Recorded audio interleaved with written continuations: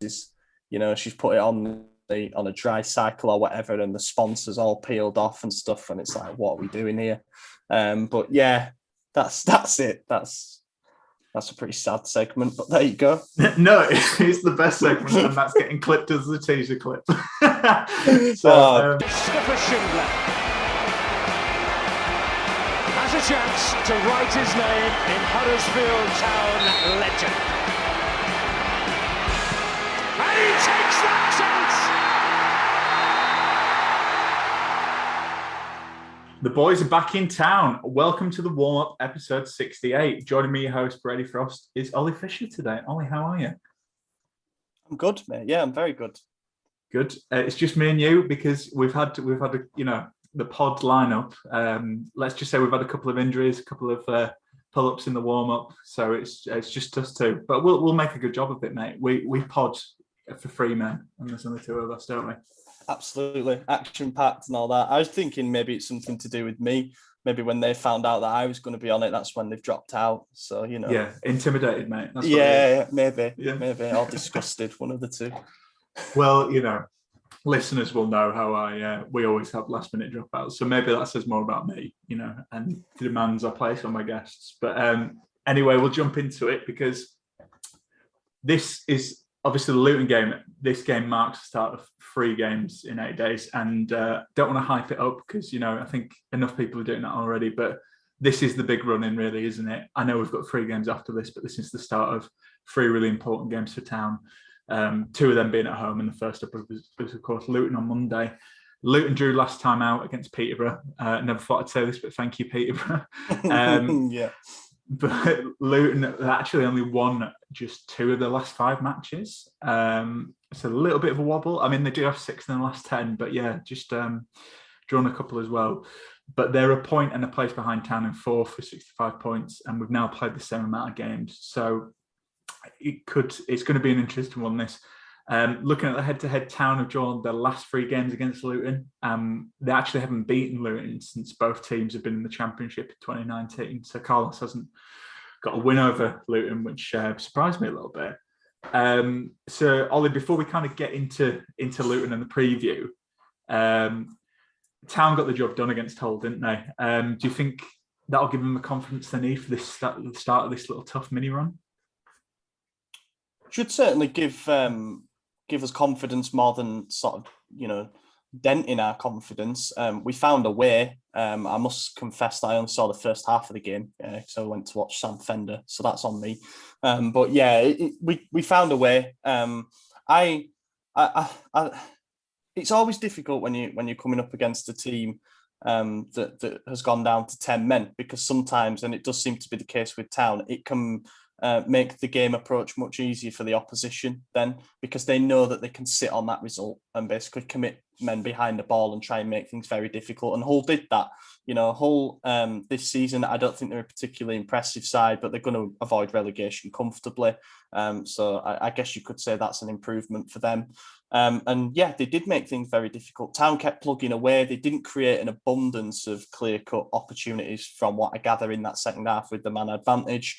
But if you keep putting enough balls in towards dangerous areas, eventually one is going to fall to you, especially if you've got a man advantage. So I'm just happy that we stuck at it. Toff was switched on for that rebound, and we can come away with 3 points. And hopefully that is sort of the start of a post-international break surge, because I felt like the break came at the right time for us just to regather our thoughts and probably recharge the batteries a little bit after, let's face it, 3 pretty poor results going into that break.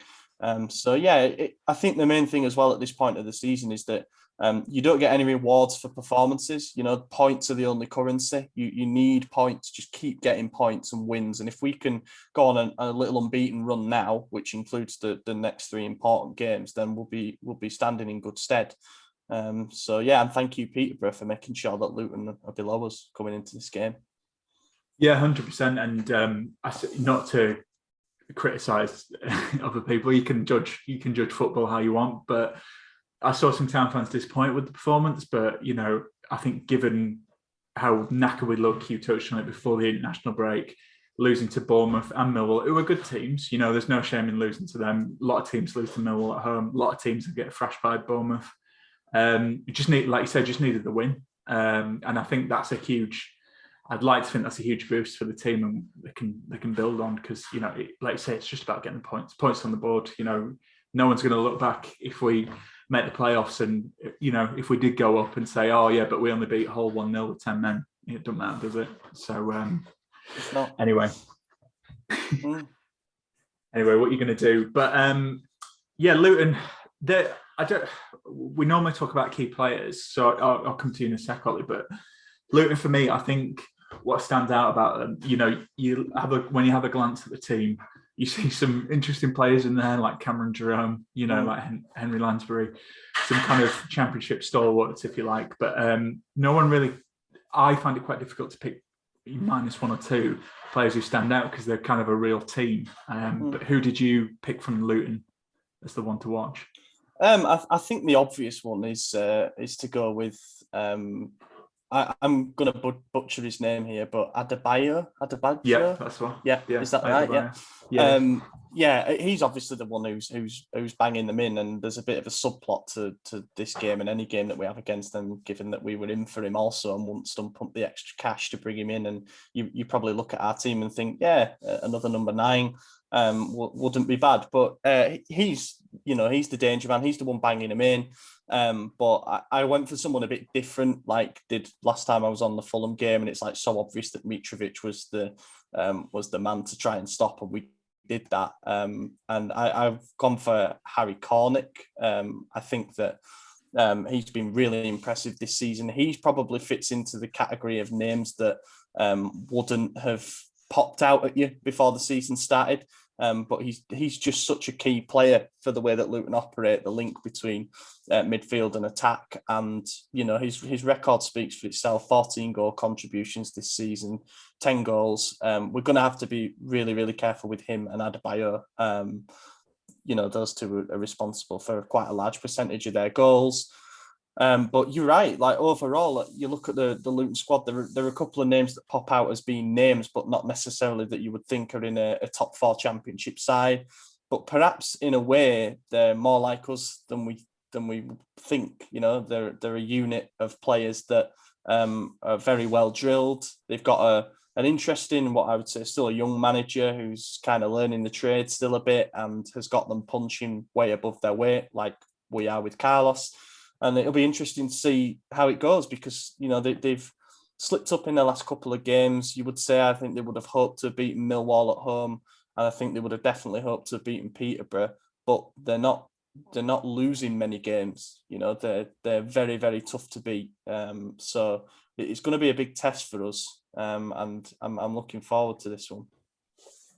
Yeah, you kind of summed up what I was thinking. Harry Cornick as well. Again, this could just be fan assuming, you know, based on what I've seen. But I always feel like he has a good game against Town. He always kind of stands out. I think he scored against us a couple of times as well. Yeah, I think he did. But yeah, you wisely didn't go for the tapping, but I did. You know, don't matter. But I went for Adebayo. Like you say, well, we all know, what was it, 450k we could have got him for, and we said no. And he's got 15 goals and 4 assists this season. So anyway, you know, we let bygones be bygones. What can you do? Yeah. Rather have Dan Ward. Yeah, exactly. It's you know, Ward is going to do a number on him. Yeah. I don't know, but we'll see. But yeah, I think what kind of I didn't appreciate, because you look at him, you look at his stature, you think, oh, a bit of a target man, like holds the ball up well.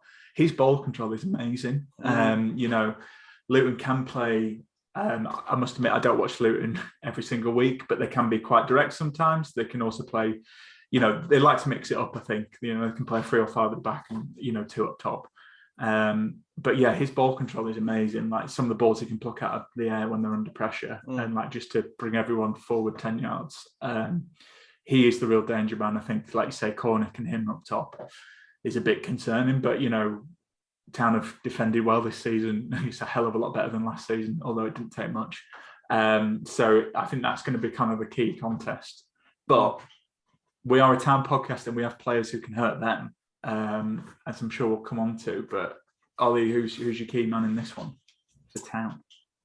I ummed and ahed about this one because, you know, I think you look at our team and I think we're quite unpredictable. Like, you know, if there is going to be a hero, you never know who it's going to be. Like, who would have predicted that it would be Toffolo at Hull, for example? Yeah. And I think defensively we've been good, but if there is going to be a hero from this game, we're not going to be looking at who it'll be for the defensive performance. So I've kind of gone safe bet here and said, I presume because he only missed the whole game through illness, he's going to come back into this. I mean, there was photos from training earlier and he was training. So I'm going to go with Danny Ward. You know, I think Rhodes, he did all right. You know, from the bits I saw and what I gather, he did okay against Hull, considering that I still don't think there's an awful lot of match fitness in his legs there, or he's certainly not in match rhythm, which you probably need a couple of goals to get anyway. But he put himself in some dangerous areas, had a half penalty shout. You know, his movement is always what's going to create problems. Whereas I think with Ward, we just look a completely different team for the better. You know, his hold-up play, his distribution is fantastic. And he has become a goal threat. First half of the season, maybe a bit before that, you could talk about how he was doing everything right, but putting the ball in the back of the net. And he seems to kind of added that to his game. You know, his movement's getting smarter, his finishing is there. And if we're going to get a positive result out of this, whatever that might be, then I think Wardy will be key for it.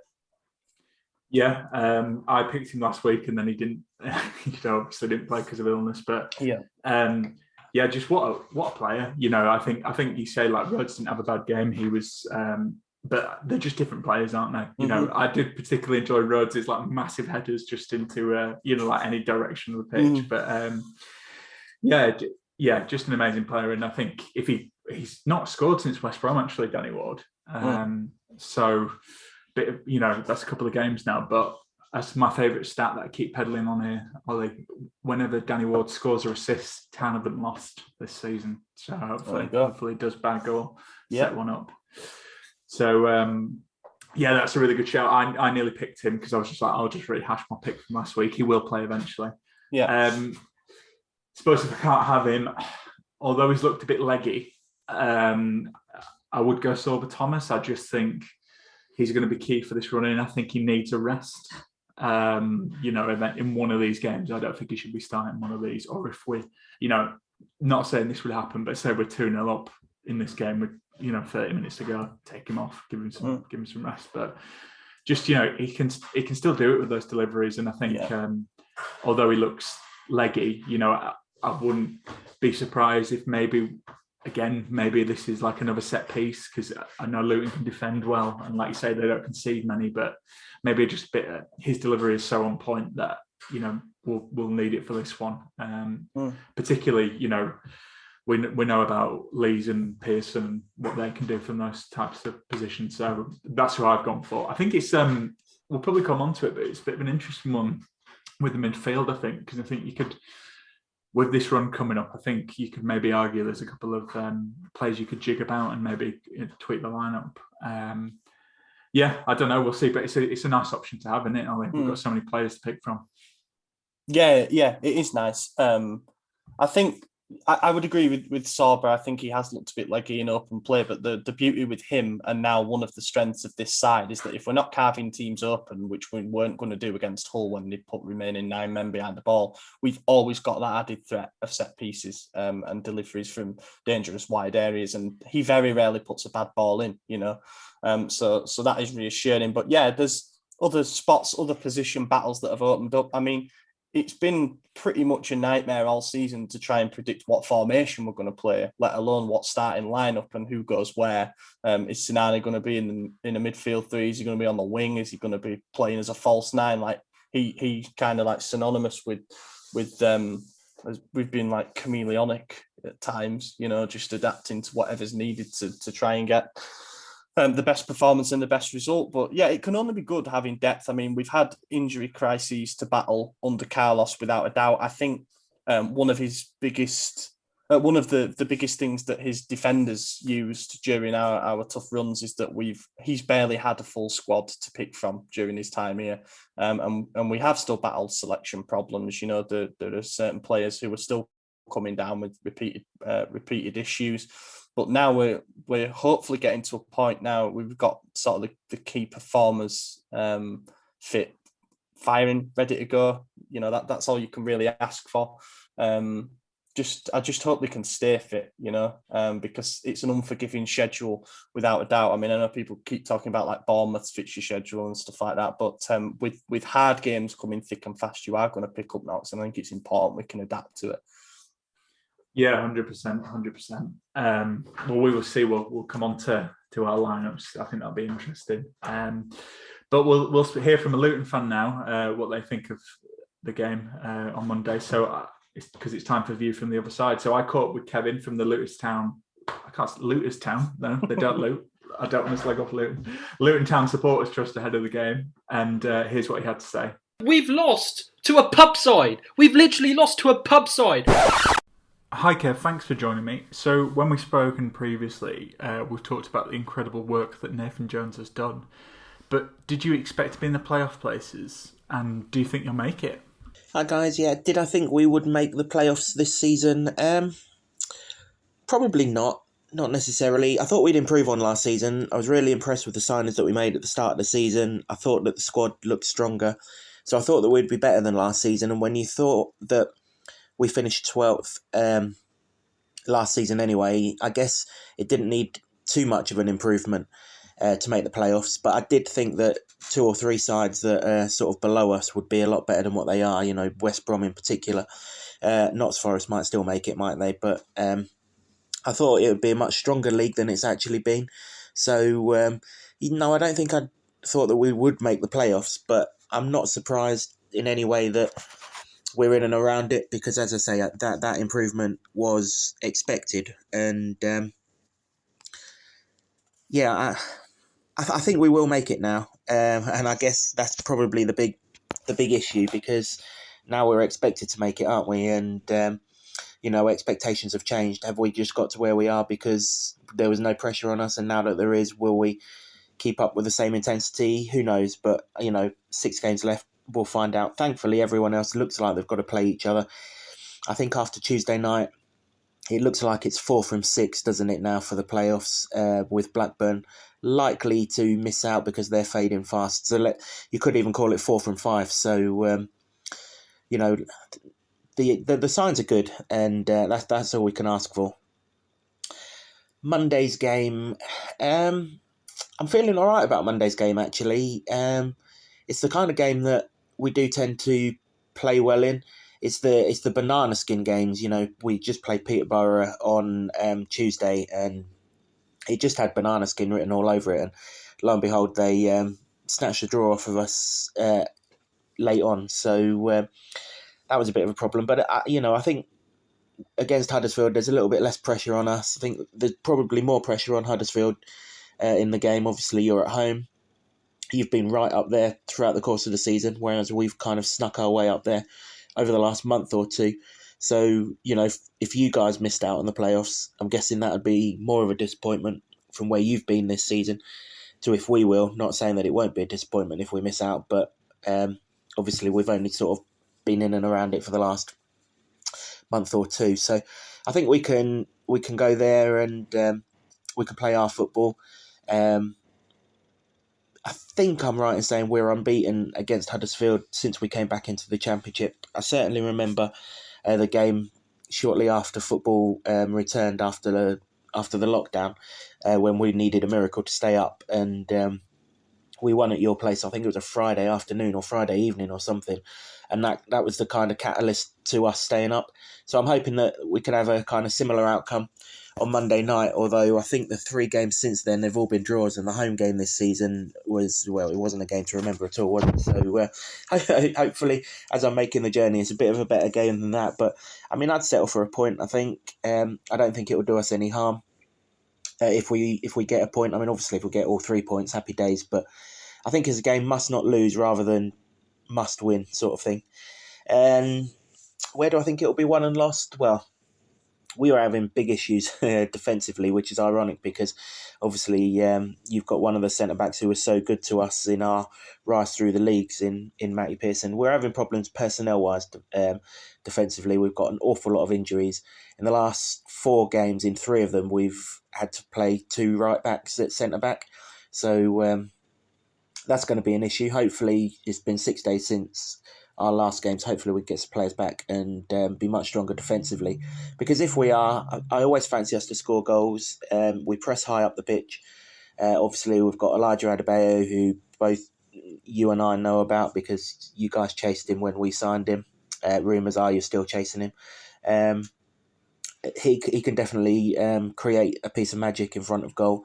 And, we've got midfielders, plenty of pace and athleticism to chip in around it. So I'm kind of confident that we'll find the back of the net at your place. It's just whether we can keep the back door shut. And a lot of that will depend on whether we get some centre-halves back. If we do, generally we've got a pretty good defensive record. I could see us maybe sneaking it.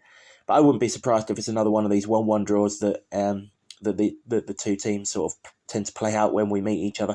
Either way, hopefully it's a good game. And who knows, if we meet again in the playoffs, we might even get a better game then. So all the best for next Monday, chaps, and catch up with you soon. Okay, so we've heard from Kev. Now it's time to turn on the nostalgia filter because it's time for Return to the Mac. Christopher Schindler has a chance to write his name in Huddersfield Town legend.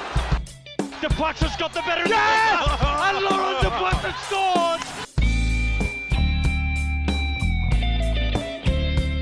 What a goal, Aaron Moy! An absolute thunderbolt delivered all the way from Australia. Return to the Mac.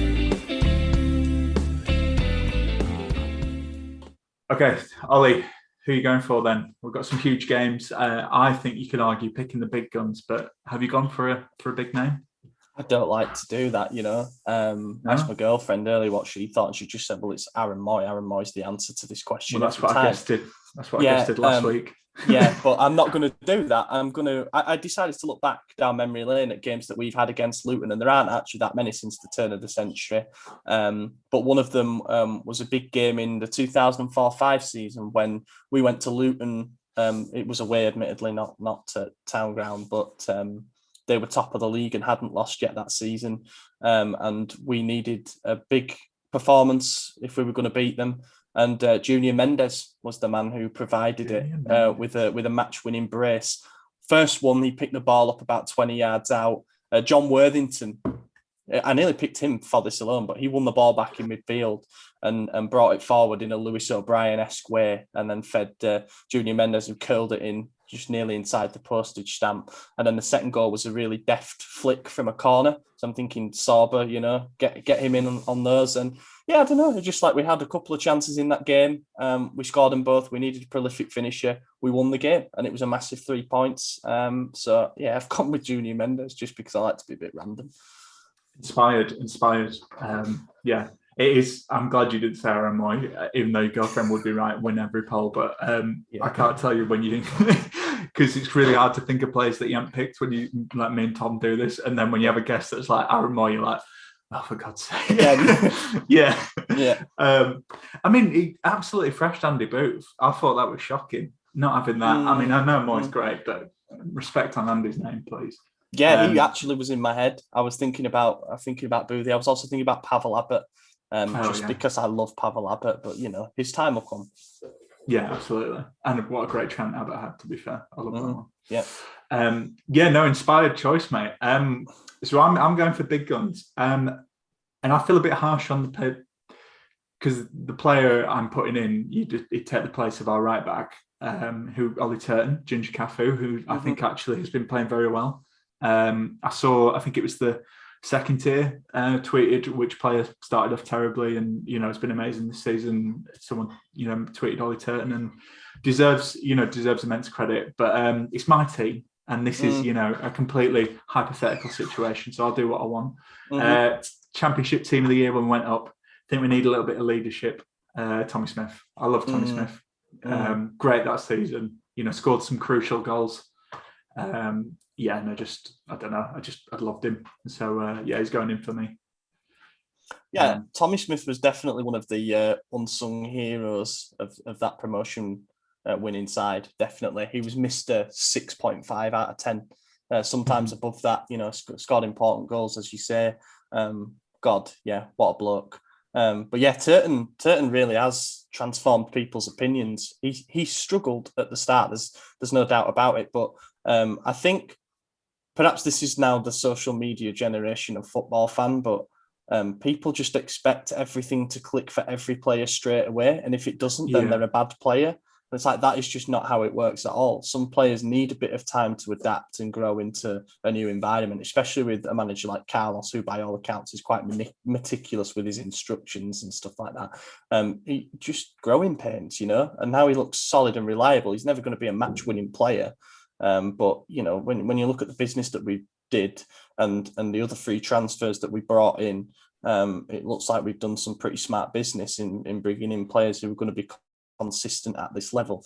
Are any of them Premier League quality players? No, they're not. Like, let's be totally honest about it. But surely the whole thing was about giving us a team and that's going to restore pride in the shirt, and we get the vibe that they're fighting for every single ball and fighting for every single point.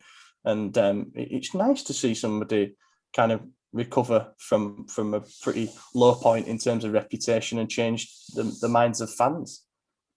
Yeah, I think that's a really good point as well. And I think you're right. I think some fans are quick, like say maybe it's just this. God, we sound like old men, but this generation. But like you say, Carlos is very meticulous. If you listen to a lot of players, they say how the training's the best they've ever had. The diet's really good. They're fitter than ever. And in fairness to Oli Turton, that he hadn't played at the Championship level before, so it is a bit of an adjustment from League One. And it takes time, doesn't it? I mean, look at Dwayne Holmes is a good example. He came in January last season when we were playing crap, and people were wondering, but he's been excellent this season at times. So just shows you how you kind of need the time to get used to stuff.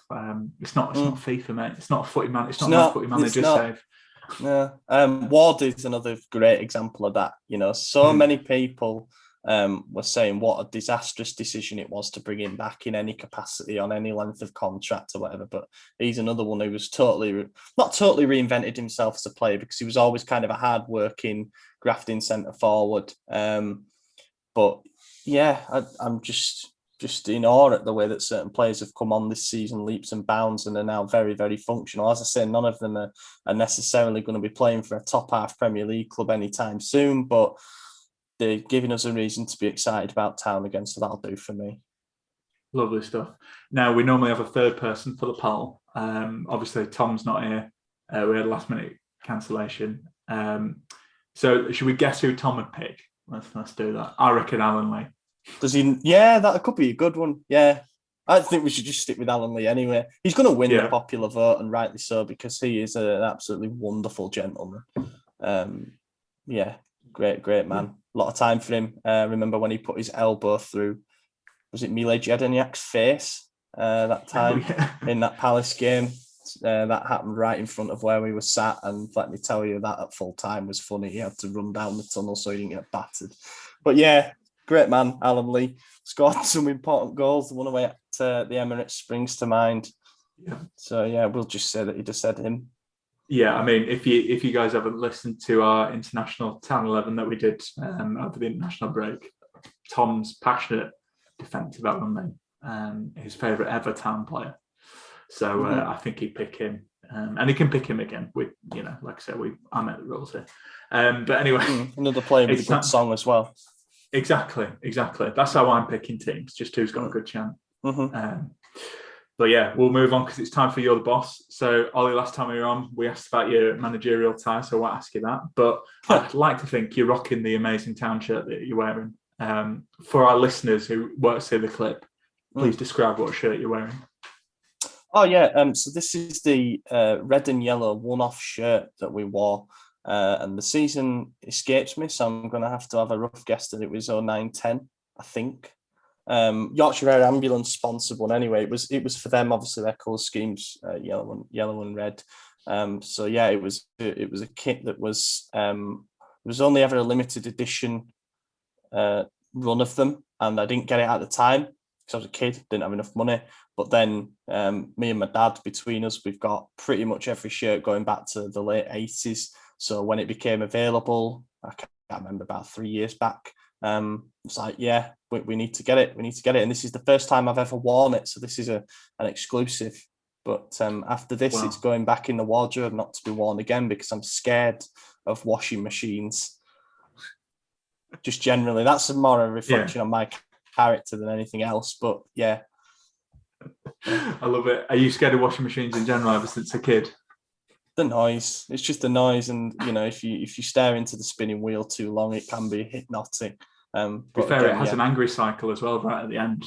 It can be quite scary. There is some personal trauma in there as well from football shirts that have been put in by my mum, and I've basically got back cut into pieces.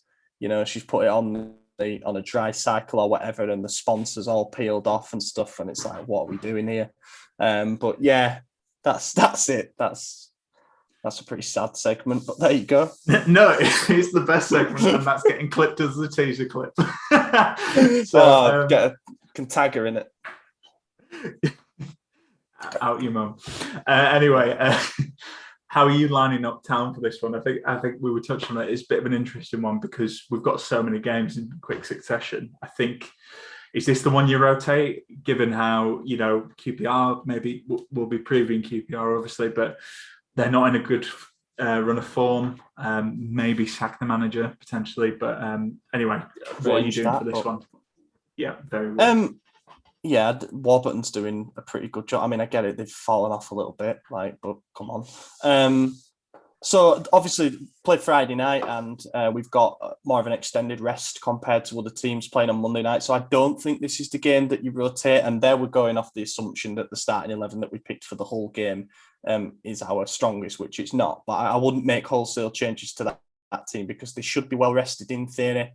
And then you perhaps look at making changes for the Borough game, but that's going to be tough. And we could do with not losing that one. We could do with not losing any of these next three, basically. So yeah, this is a tough one because obviously the temptation must be to put Pearson back in there against his old team and hope that he can get right up for it and put in a fantastic performance. But I'm kind of old school in the stance of not changing a back four that's kept a clean sheet. So I would probably stick with the back four of Turton, Lees, Colwill and Toff from the whole game. I think Russell and O'Brien are two of the first names on the team sheet at this point. Those two seem to complement each other pretty well. And I'm loving Russell's another one, in the Ward and Turton and category of players that have just kind of had a complete rise out of nowhere and all of a sudden look like really, really useful resources for us in the final stage of the season. So I'd go with them too. I would make a change if we're going to go with the midfield three. I wouldn't start Holmes. This is the position that's interchangeable the most for me because we have got players who can play there, but I think I would probably put Sinani back in there, presuming that he's fit and everything. So I'll put him back in there. And then on the right, I think you have to start Sorba again. I know that he's looking leggy, but as I say, a couple of extra days between games compared to normal might do him good. I'd have him doing some light work early this week just to try and get him a bit more recharge for this. But he is one of the match winners on our team, so he has to be on the team sheet for me. Ward goes back in up front. Again, presuming that he's over his illness and has been able to train. It looks like he's trained today. He goes back in, and I would keep Karoma on the left wing, which I know some people might not agree with, but I actually thought he was pretty bright in the whole game. Should have won a penalty for us, and I also think that I don't know why, but at home he feels like a player who can be a difference maker. He's popped up with some important goals over the last couple of seasons, and perhaps they're going to be focused on the other two players in the front three, and Karoma might find that bit of time and space to cut inside and curl in a beauty. So I would keep him there, but you can make arguments always about the way that the attack should be.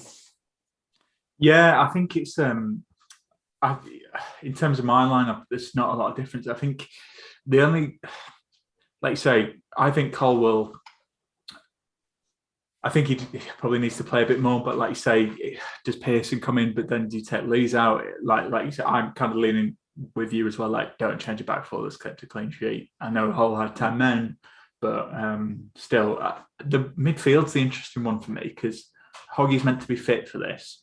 Like you said, Russell's played well. Maybe Russell has looked a bit leggy recently, but Holmes, I think he got a little bit of stick against Hull, but I think it was unfair because he was kind of being like the second striker to help Rose do all the pressing, but then also like trying to cover.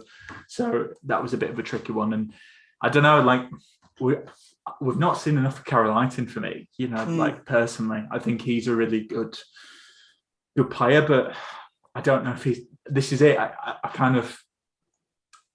don't know if this is the game for him. I almost wonder if it's a game for Hoggy. I don't know. It's tricky. I think that's the difficult one for me. I mean, O'Brien picks himself. Yeah. And it's just who you have alongside him. But it depends how Luton are going to turn up because I think Luton are hard to beat. Yeah. But they'll probably, I don't know. It's hard because I don't know if they'll play for a point. You can, this probably isn't great material. Second guessing all the time. But I'm gonna go O'Brien. I think I will put Hogg in this one, and I will have Russell. But depending how the game goes, I think subs are going to be key in this one. I'd like to see Aitin play some part of this. Maybe it doesn't start, but maybe it comes on. I agree with you. I think Koroma for me. We talked about it last week, but can do nothing for 70 minutes, but then has that bit of quality. I think he should have got a penalty against Hull as well. But that's what I mean. He's that type of player. Like this is going to be to use the cliche, game of fine margins. And I wonder if it's something like that we could get a bit of joy. So he might be a better option for me. I was very pleased that Fraser Campbell emerged, against Hull. I think we could use his energy in some of these games as well. And anyway, so Nichols, Turton, Pearson, Leeds, Toff, Russell, O'Brien, Hogg, Thomas, Ward, Koroma for me. But like you say, you can make a case for quite a few players, which is a good position, isn't it? Yeah, it is. I mean, I picked mine sort of on the assumption that I knew Hogg was back in contention, but I don't know. I didn't know if he'd be 90 fit yet, or fit enough to start. Same with Aitin. One thing that was encouraging is, did you see the development B team lineup was basically stronger than the starting 11 we put out last season, for first team games. So that shows that we're getting a bit of that strength in depth, and that those are useful minutes for those players to have. For Campbell, for example, started. So hopefully we can see a bit of contribution from him between now and the end of the season. And I mean the midfield three, it's tough, but I think we've got players who can perform the roles that you'd want from a midfield three. You kind of need your anchor man. So we're picking between there. Hogg and Russell, both are good options at this level. O'Brien, he slots in there, and then maybe your third player, instead of being box to box, is more creative minded and can kind of operate between the lines. The thing with the whole game, when I felt sorry for Holmes, is that there was no space between the lines when they put 9 men behind the ball and tried to play so compact.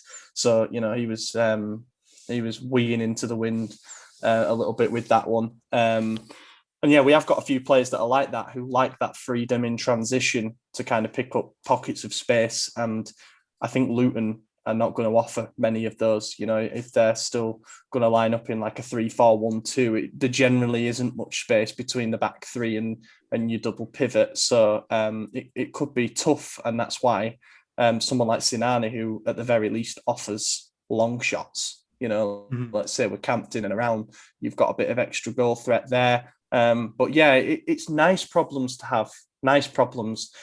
And I'm not slagging him off here. This is going to sound bad, but I don't mean it. But we're past the point where Scott High walks into the team, who for me wasn't quite ready yet. Just needs a bit more refining and stuff. But we've got a wealth of options kind of in each department. Perhaps a winger short, but it's all right. Yeah, it's good to have. I think, we could talk about this, probably till Monday if we carried on. But how do you see this? How do you see this one going? Then if you had to, give your score prediction, how you think the game's going to pan out then, Ollie? I'm going to be really boring and say that I think that this is a must not lose game for both teams, probably. Obviously separated by very little in the standings. games coming thick and fast. The margins for error are reducing all the time. The points available reducing all the time. I don't think either team would be furious at a point. Town will be the ones who should be obviously looking to use the home advantage and everything that comes with it to try and get all 3 points. I'm not saying that Luton are going to set up for a point either. I think that they'll try and play to their strengths a bit as well.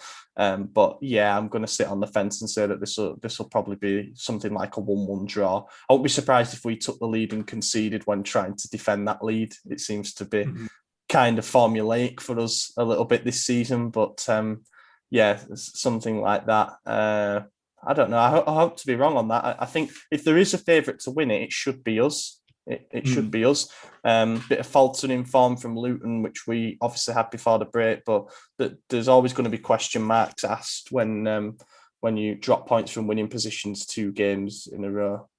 So yeah, we'll see, but I'm going to be boring and say a 1-1 draw. No, I don't think you're boring. That's initially what I had down. Because I just think that, like you said, they're tough opposition, they're hard to beat. The only thing, I'm going to change my opinion, and I think Town might sneak a 1-0 here. And the only reason I'm thinking is we have got a lot of time on the training ground. And I just think we seem to play better the longer Carlos has them in training at Canalside. And because this is the first game of the run, I think when you look at our games, I think QPR, unless they sack Mark Warburton, which I think would be silly, I think that's the one you think out of all the 3 is probably the easiest. Oh, well, not the easiest, but the one Town could probably get 3 points because it's at home. But never works out that way in football. No, I just think QPR won at Luton as well when not many were expecting it. So we're in exactly. that kind of stage of the season. Yeah.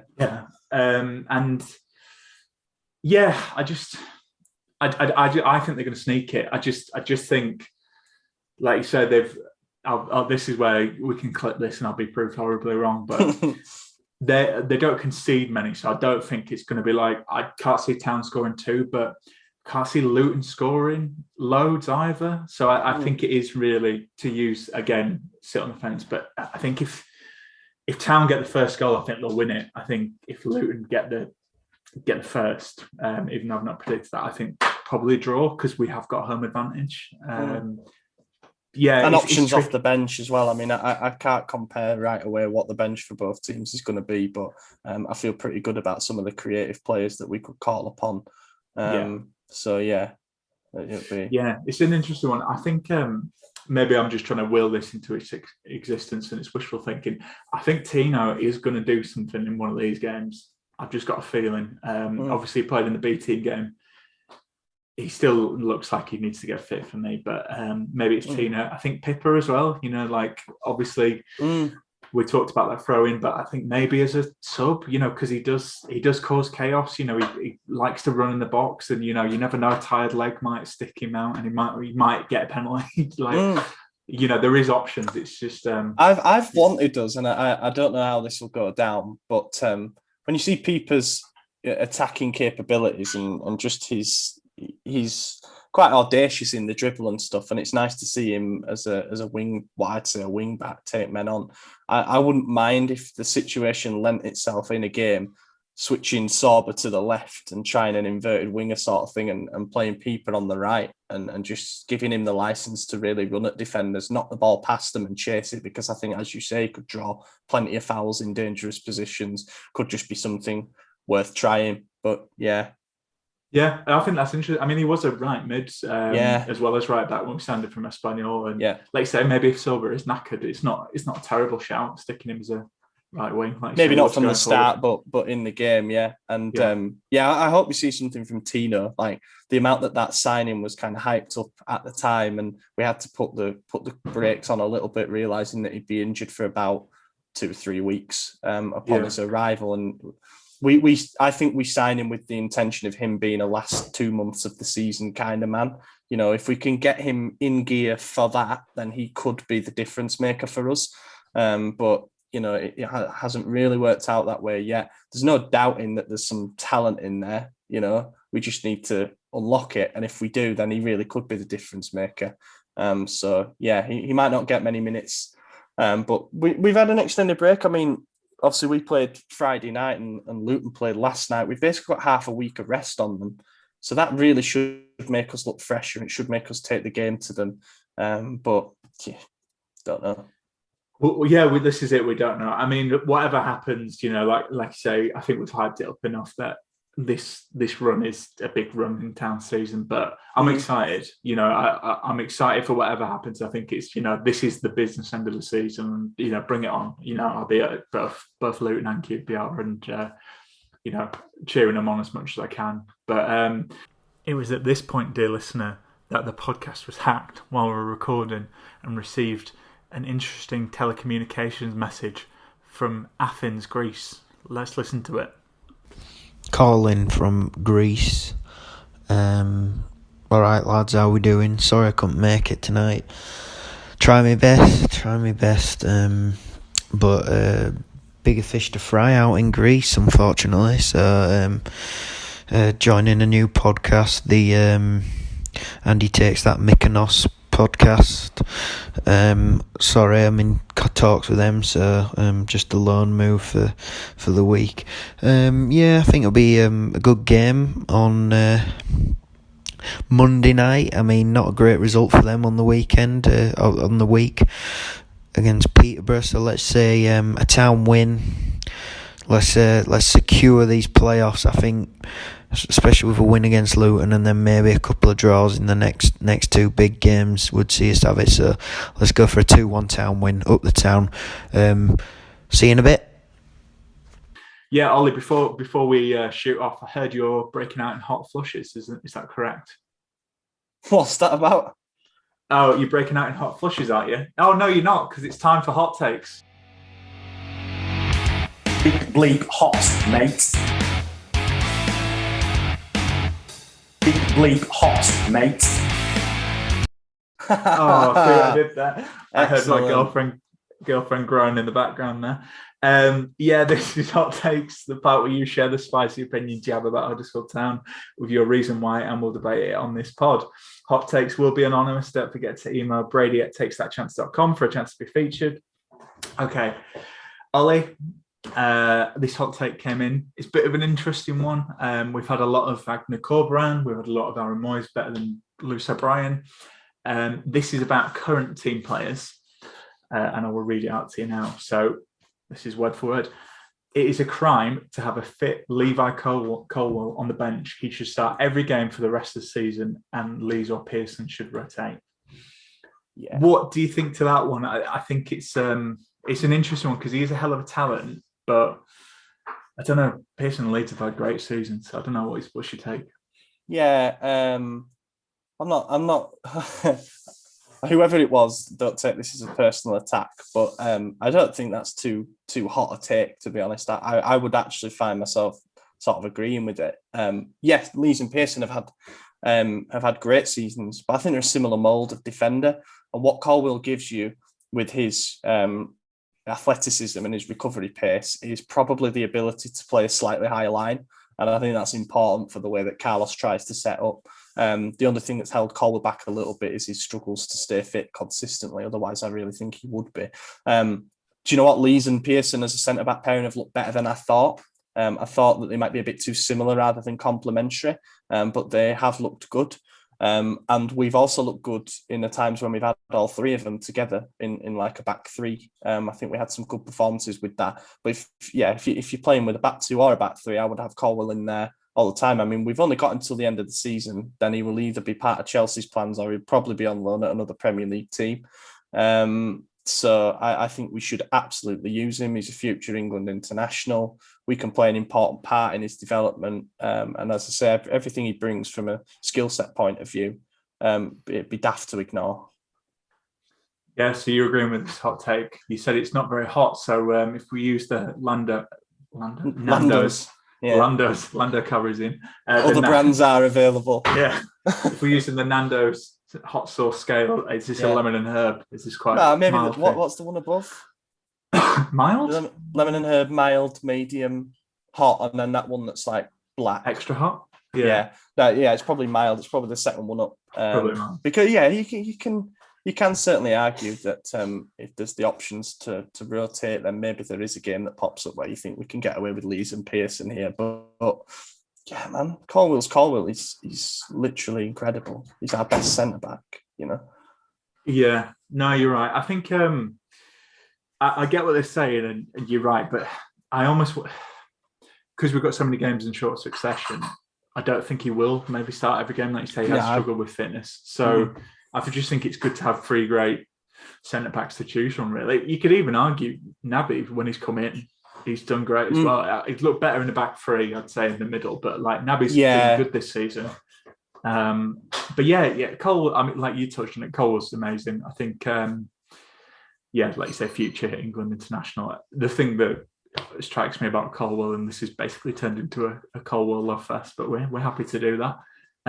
It's just how calm he seems, for such a young age.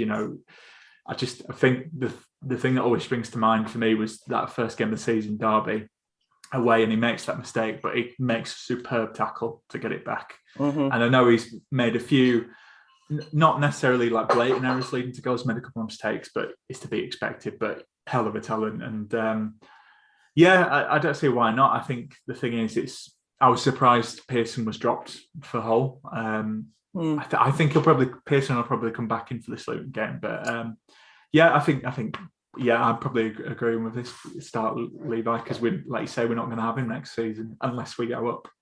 So going to be an interesting position for the summer though, because we'll lose Levi probably. Let's be honest, and I think Naby will want to try something new. I don't think he's going to really accept being the fourth choice centre back at this stage in his career. So we might potentially find ourselves needing to sign two centre backs, or maybe Rahmani comes back and is kind of the obvious replacement for Colwill, and we deem him to be ready, which is nice.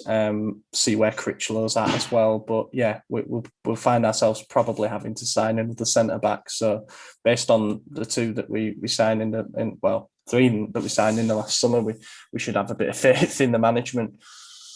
Yeah, 100%. And we can talk about the summer, but like you said, there's going to be a lot of interesting things, and I look forward to it. But I think we'll call it there, Ollie. But as you can see, we've probably rambled and talked a lot. But I think because we're excited, it's the business end. So we'll end it there. Happy Ramadan to everyone who's celebrating this month, by the way. And thanks to Ollie for coming on. Thanks to everyone who's listened. Thanks to Magic Rock for sponsoring as always. Tom will be back with myself, and we'll preview the QPR and the Borough game. I'll do it as a little bit of a double header pod, and ta-ta for now and up the town.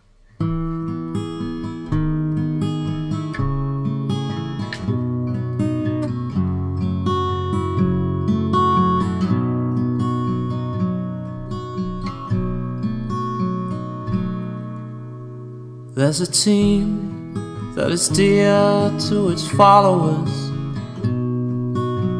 The colours are bright blue and white. They're a team of renown, and they're the pride of the town. And the game of football is their delight. And all the while upon the field of play, thousands loudly cheer them on the way. Often you can hear them say, who can beat the town today? And then the bells will ring so merrily, and every goal shall be a memory.